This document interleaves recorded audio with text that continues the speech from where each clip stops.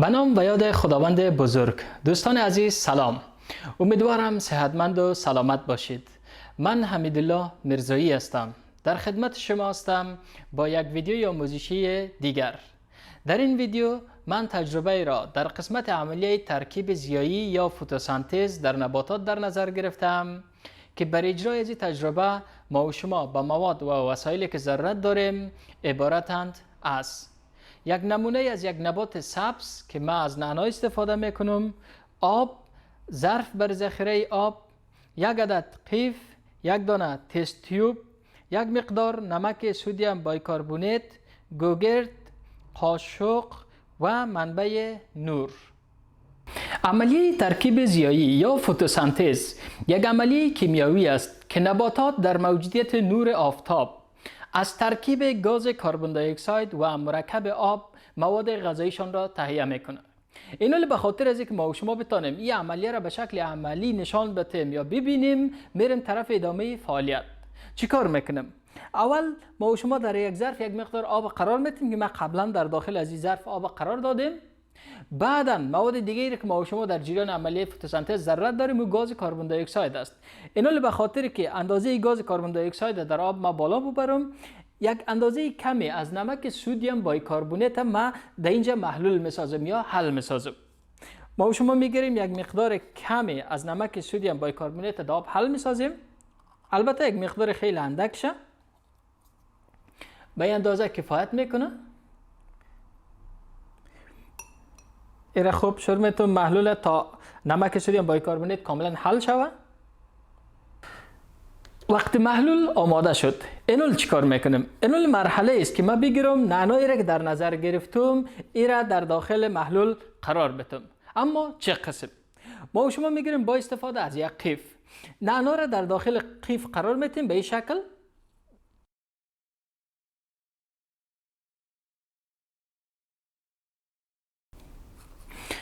وقتی برگ های نعنا در داخل قیف قرار گرفت، اینو من میگیرم قیف با احتیاط در داخل محلول قرار میتم. به این شکل قیف در بین محلول قرار میتیم.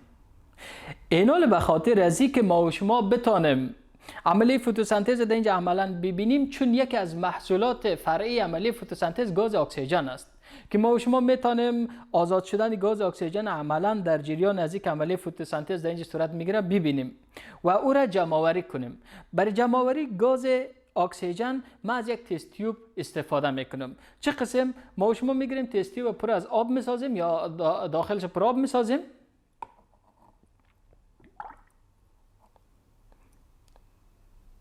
تست تیوب وقت پر آب ساختین میارین برعکس بالای قیف قرار میتین به این شکل.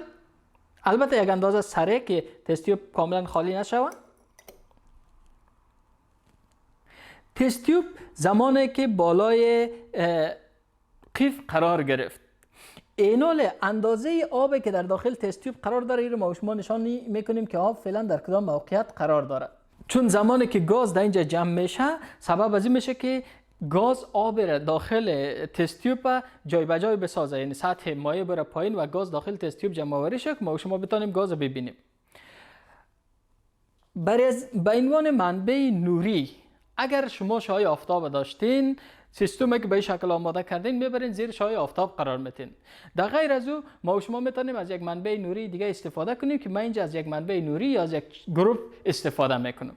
منبع نوری را ما به سیستم نزدیک میسازم تا اینکه ما و شما نور کافی رو داشته باشیم که عملیه به راحتی در اینجا صورت بگیره.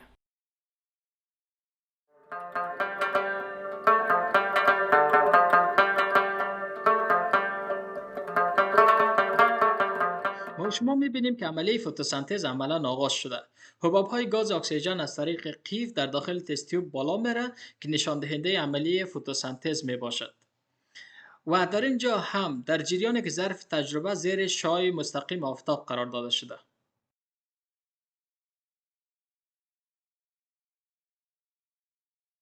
اینو چگونه ثابت بسازیم که گاز اکسیژن در اینجا تولید شده؟ ما با استفاده از یک چوب نیمه سوخته موجودیت اکسیژن در اینجا بررسی میکنیم. ببینیم که آیا اکسیژن در اینجا تولید شده یا نه. چوب روشن میسازیم.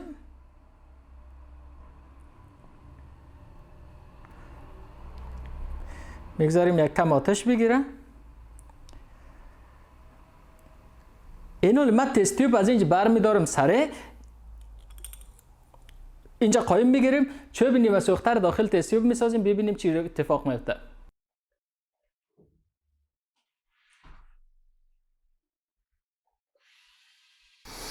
روشن شدن دوباره چوب توسط گاز اکسیژن موجود در داخل تست تیوب بر مشاهیر ثابت میسازه که یکی از محصولات فرعی عملیه فتوسنتز گاز اکسیژن است که توسط نباتات تولید میشه.